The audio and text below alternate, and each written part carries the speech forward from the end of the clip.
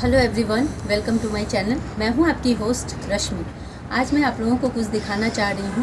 तकरीबन एक सप्ताह से मैं अपने गार्डन में कुछ काम कर रही हूं, जिससे कि आने वाले सर्दियों में मेरे गार्डन का मैनेजमेंट हो सके।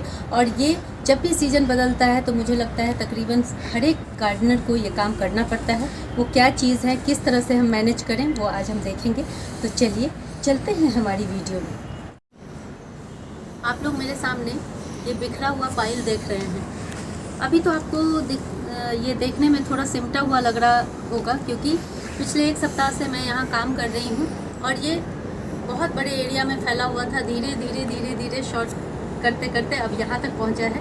लेकिन अभी मैं आप लोगों को दिखाना चाहती हूँ कि प्लांट लगाना ही बहुत बड़ी बात नहीं होती है। हमारे जो गार्डन का प्रबंधन होता है, जिसको मैनेजमेंट कहते हैं, वो करना भी उतना ही इम्पोर्टेंट होता है। क्योंकि हम शुरुआत में शौकिया तौर पे बहुत सारे प्लांट लेके लगा तो लेते हैं, लेकिन जब उन्हें मैनेज करने की बारी आती है तो हम परेशान हो जाते हैं। लेकिन किस तरह से हम सीजन जैसे ही बदलता है उसके साथ शुरुआती दिनों में ही कुछ ऐसे काम कर लें जिससे आगे आने वाले दिनों में हमें बिल्कुल कम काम करना पड़े और हम रिलैक्स होकर 4 से 5 महीने गुजार सकें। उसके बाद इंजॉय करने का ज़्यादा टाइम होता है और काम करने का कम टाइम होता है। लेकिन ये जो 15 दिन का टाइम होता है किसी भी सीज़न के चेंज में, वो कुछ इसी तरह का होता है। तो मैं क्या करती हूँ, आज मैं वो आप लोगों को बताने जा रही हूँ। देखें, जो गन्ना, अगर आप लोगों ने गन्ने की हार्वेस्टिंग की वीडियो मेरी देखी होगी, सबसे पहले मैं आप लोगों को ये बता दूं कि मैं टेरेस पे गार्डनिंग करती हूँ। मुझे याद आ गया अभी, क्योंकि बहुत लोगों का क्वेश्चन आता है कि आप कहाँ पे गार्डनिंग करते हो। तो ये जो एरिया आप देख रहे हैं, ये मेरा टेरेस है। और पिछले दिनों, अभी मुझे लगता है कि 1 वीक हुए होंगे, मैंने शुगर केन की हार्वेस्टिंग की थी और अभी मैंने उसे पूरा ही निकाल दिया है, क्योंकि 3 साल से वो प्लांट चल रहा था और अब टाइम आ गया है कि उसे हटा के हम दूसरा प्लांट लगाएं। तो अभी मैं आप लोगों को दिखाऊंगी मैंने जो उसकी मिट्टी निकाली। जिस मिट्टी में मैंने शुगर केन लगाया था उसमें मेरे गार्डन के बहुत सारे जो वेस्ट थे वो भरे पड़े थे। थोड़ी सी मिट्टी डाल के मैंने अपना शुगर केन उगाया था। अब जो वो मिट्टी निकली है उसका मैं क्या करूँगी वो मैं आप लोगों को बताना चाहती हूँ। हर बार मैं यही चीज़ करती हूँ, जो भी बड़ा गमला होता है उसमें अपने गार्डन के सारे वेस्ट डाल देती हूँ और उसके बाद उसमें थोड़ी सी मिट्टी डाल के मैं कोई भी परमानेंट इस तरह का प्लांट जो 10-12 महीने चले, क्योंकि शुगर केन की हार्वेस्टिंग 10 से 11 महीने में होती है। तो इस तरह के हम प्लांट लगा देते हैं उसमें। या फिर अगर ये चीज़ ना करें तो अगर आप कोई फल वाले प्लांट लगाना चाहते हैं, मान लें आपने लेमन लगाया है, तो लेमन के प्लांट के लिए इस तरह की जो मिट्टी होती है वो बहुत अच्छी होती है। इसमें बहुत कम खाद और बहुत कम चीज़ों की ज़रूरत पड़ती है। और आप इसका टेक्सचर देखें, ये कितना बढ़िया है। ये इतनी भुरभुरी मिट्टी है कि इसमें आपको ना ही सैंड डालने की ज़रूरत है, ना ही किसी तरह का पॉटिंग मिक्स जो हम नर्सरी से लेके आते हैं, बिल्कुल ज़रूरत नहीं है। क्योंकि वो जो पॉटिंग मिक्स होते हैं बहुत महंगे होते हैं, पता नहीं उनमें बहुत सारी चीज़ें मिली होती हैं, लेकिन हमें इन सब चीज़ की ज़रूरत ही नहीं है। अगर आप सही तरीका जानेंगे तो आप खुद से ही बिना पैसा खर्च किए ऐसी मिट्टी अपने फलों के लिए बना सकते हैं। आपने मेरे गार्डन में देखा होगा कि मेरे जो भी फ्रूटिंग प्लांट होते हैं बहुत बढ़िया से फ्रूटिंग करते हैं। तो उसमें क्या है, यही सब चीज़ें तो हैं। इन्हीं सब चीज़ों से हम अपने मिट्टी को इतना रिच बना लेते हैं। और चूँकि फ्रूट वाले प्लांट में बार बार हम मिट्टी चेंज नहीं करते हैं, तो इस तरह की मिट्टी रखना बहुत इम्पॉर्टेंट हो जाता है। तो आज देखें, और एक और चीज़ अब देखें, जैसे कि हमें लिमिटेड एरियाज़ में गमले की ज़रूरत भी पड़ती है। ये देखें, ये मेरे पोर्टुलाका का प्लांट है जो तकरीबन 4-5 महीने से लगातार खिल रहा था और इतना खूबसूरत लगता था। आप लोगों ने बहुत बार मेरी वीडियोज़ में इसे देखा होगा। लेकिन जैसे ही अब विंटर सीज़न शुरू हुआ, इसका टाइम ख़त्म हो गया। तो ऐसे में हमें क्या करना है, अब हम अगर इसमें इसे छोड़ देते हैं तो कोई मतलब नहीं बनता है। आप इसकी छोटी कटिंग कहीं लगा दें अगर आप सेव करना चाहते हैं, या फिर रूट समेत कहीं पे लगा के छोड़ दें। बहुत कम पानी डालना है उसमें और बाकी सबको हटा दें। इनको हटा के आप अपने कंपोस्ट बिन में डालें, या फिर जो गमला आप बड़ा पॉट किसी चीज़ के लिए अपनी मिट्टी प्रिपेयर करने के लिए रख रहे हैं, तो उनमें नीचे की तरफ इन्हें दबा दें। यही एक सॉल्यूशन है। इसी तरह से हम अपने वेस्ट का मैनेजमेंट करते हैं। तो देखें, आज मैं इसे पूरा ही हटा दूंगी क्योंकि मैंने इसे सेव करके रखा हुआ है। ये मैंने आप लोगों को दिखाने के लिए रखी हुई थी। बहुत बढ़िया तरीके से मेरा ये प्लांट चला है, ना ही इसमें किसी तरह के कीड़े का अटैक हुआ है, कुछ भी नहीं, कोई प्रॉब्लम नहीं है। देखें रूट भी काफ़ी हेल्दी है, इसकी कोई दिक्कत नहीं। ये देखिए, तो ये सब जो निकलता जाएगा। मेरे पास बहुत सारे पोर्टुलाका थे, लेकिन जैसे जैसे वो मैं उसे हटाती गई, मैं उसे कंपोस्ट पाइल में डालती गई। और अब जो ये मिट्टी है, इस मिट्टी में मैं थोड़ी सी ये वाली मिट्टी ऐड करूँगी और कोई भी प्लांट लगा दूँगी। अगर आपके पास खाद ना भी हो तो भी इस तरह की मिट्टी आपकी सीजनल प्लांट के लिए बहुत बेहतरीन है। इसमें कुछ भी ऐड ना भी करेंगे तो भी फूल खिलेंगे। तो ये एक काम हो गया। दूसरा काम ये है कि देखें, ये एक मेरा बोनसाई एक प्लांट है फाइकस का।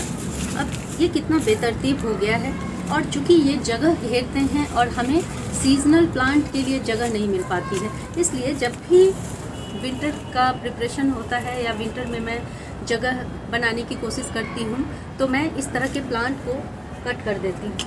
आप देखें, इसकी सारी टहनियाँ मैं कट कर दूँगी, और ये भी जो टहनियाँ निकलेंगी उनका मैं खाद बना दूँगी। तो ये देखिए, इस तरह से मैं इन सबको कट कर दूँगी। ये मेरा डेली का आजकल का काम है कि जो भी प्लांट अभी जिनका टाइम नहीं है वो सबको कट करके जगह क्रिएट करना।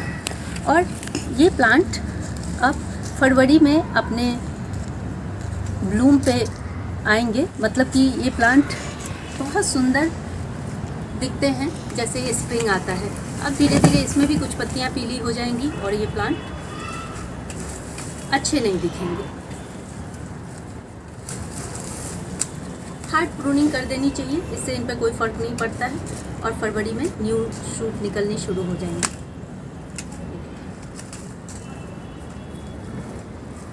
मैं आपको इस तरह से काम करते हुए इसलिए दिखा रही हूँ कि इतने सारे पाइल जब इस तरह से जमा हो जाते हैं, हालांकि मेरे लिए ये बहुत छोटा सा पाइल है, लेकिन आप परेशान हो जाते हैं कि कैसे करें, कैसे इतनी गंदगी में हम काम करें। लेकिन कुछ नहीं, आप अगर ये सोच के काम करेंगे कि हम गार्डनिंग का काम करेंगे, आपको सच माने मिट्टी के साथ काम करने में बहुत आनंद आएगा।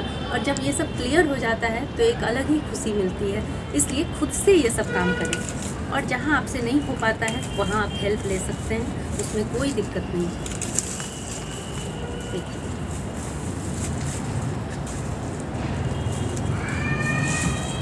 जो बिगिनर होते हैं उन्हें समझ में नहीं आता कि क्या किया जाए। मेरे इस वीडियो बनाने का यही मकसद है कि वो समझ पाएँ कि मैं क्या कहना चाह रही हूँ। जैसे मैंने इस प्लांट को कट किया है, ठीक इसी तरह से मेरा ये फाइकस का प्लांट आप देख सकते हैं, ये भी मैंने कटिंग से ग्रो किया हुआ था। इसे भी मैं हार्ड प्रून कर दूँगी, ताकि ये देखें कितनी जगह ले रहा है। तो इतनी जगह लेने पे हवा का भी फ्लो कम हो जाता है आपके गार्डन में, और जो आपके सीजनल प्लांट होते हैं उनको धूप नहीं मिल पाती है। तो ऐसा करना बहुत ज़रूरी है।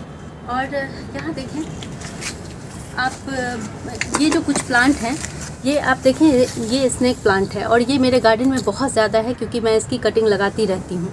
तो मैं क्या करूँगी, अभी जैसे मुझे गमले की भी ज़रूरत है, जगह की भी ज़रूरत है, तो मैं इसे निकाल लूँगी और इस तरह से, और मैं इसे चॉप करके इसे कंपोस्ट बिन में डालूँगी। मुझे पता है कि कुछ लोगों को ये चीज़ करना बिल्कुल पसंद नहीं आ रहा होगा, लेकिन ऐसा करना बहुत ज़रूरी होता है, क्योंकि आप एक ही प्लांट 15-20 नहीं रख सकते अपने गार्डन में, क्योंकि हमारे पास समय की बहुत कमी होती है इस तरह से। तो देखें, इस तरह से चॉप करके मैं इसे कंपोस्ट बिन में डाल दूँगी। और एक चीज़ आप यहाँ पे देखें, जो गन्ना मैंने हार्वेस्ट किया था उसकी रूट निकालने में मुझे इतनी परेशानी हुई है, क्योंकि ये 10 महीने का रूट निकालते निकालते बहुत टाइम लग गया। 1 घंटे का टाइम मुझे इसको निकालने में लग गया। आप लोगों को दिखा नहीं पाई, वो अलग बात है। ये देखें, यहाँ से मैंने सब कट किया था, इसको मैं हटा दूँगी। और जो ये रूट हैं इनको भी मैं नहीं फेंकूँगी, क्योंकि इनके जो रूट होते हैं कुछ इस तरह से होते हैं। ये देखें कितने छोटे छोटे से रूट होते हैं। इनको अगर हम मिट्टी में मिला देंगे तो एयरेशन बहुत बढ़िया होता है मिट्टी में, और ये जब सड़ गल जाते हैं तो इनमें न्यूट्रिएंट्स भी कुछ होते हैं जो हमारी मिट्टी को ताकत पहुंचाती हैं। इसलिए इन सब चीज़ों को भी मैं नहीं फेंकूंगी, इसलिए मैं इन चीज़ों को रखी हुई हूँ अभी। और यहाँ पे देखें, मेरा ये ड्राइसिना का प्लांट था जिसको मैंने हटा दिया है, क्योंकि छोटे गमले में जब इस तरह से रूट बहुत ज़्यादा बन जाते हैं तो इन प्लांट की ग्रोथ रुक जाती है। तो हमें क्या करना है, इस प्लांट को निकाल के मैंने इसकी कुछ डंडियाँ रख ली हैं जिसको मैं कटिंग से ग्रो कर दूंगी। उसके बाद ये प्लांट बहुत अच्छे से चलेगा। तो इस तरह की जो चीज़ें आपके गार्डन में हैं उनका मैनेजमेंट आपको इस तरह से करना होगा। अभी अगर मैं इसे दूसरे गमले में लगा देती हूँ तो इसमें बहुत अच्छी पत्तियाँ नहीं निकलेंगी। तो ये करना बहुत इम्पॉर्टेंट होता है। जब चीज़ें होती हैं तो आप बिल्कुल, आपको डरना नहीं है और इस तरह के काम करने में एकदम से अपना दिमाग लगाएं कि इस समय किस प्लांट की हमें ज़रूरत नहीं है, उसे प्रिजर्व करके रखें और गमले खाली करें, तभी आप गार्डनिंग कर पाएंगे। और देखें, ये जो मिट्टी है ये सब मैंने यहाँ फ्रूट प्लांट लगाने के लिए, अब देखें मैं आपको दिखाती हूँ, ये देखें, इन सब को मैं यहाँ इस बड़े वाले इसमें रखती जा रही हूँ। और जैसे ही ये भर जाएगा इसमें मैं कोई भी जो फ्रूट प्लांट है, मेरे पास नींबू के, मेरे पास बहुत सारे छोटे प्लांट हैं, कीनू के प्लांट हैं, इन सब को मैं इसमें ट्रांसप्लांट कर दूंगी तो बहुत बढ़िया रहता है और इसमें मेरे फ्रूट के प्लांट बहुत बढ़िया चलेंगे। अभी ये सारी मिट्टी हटा के मैं यही काम करूँगी उसमें भर के। तो आप लोग को दिखाने का यही मकसद था कि ये जो छोटे छोटे काम हैं, अगर एक बार ये आप समझ पाएंगे कि आपके गार्डन को कैसे मैनेज करना है तो बड़ा आसान हो जाएगा गार्डनिंग करना। तो इसी तरह से आप लोग करें। अगर आप लोगों को मेरी ये वीडियो पसंद आती है तो प्लीज़ इसे लाइक, शेयर एंड सब्सक्राइब करना ना भूलें। बेल बटन को ज़रूर दबाएं। Live nature, love nature. Thank you.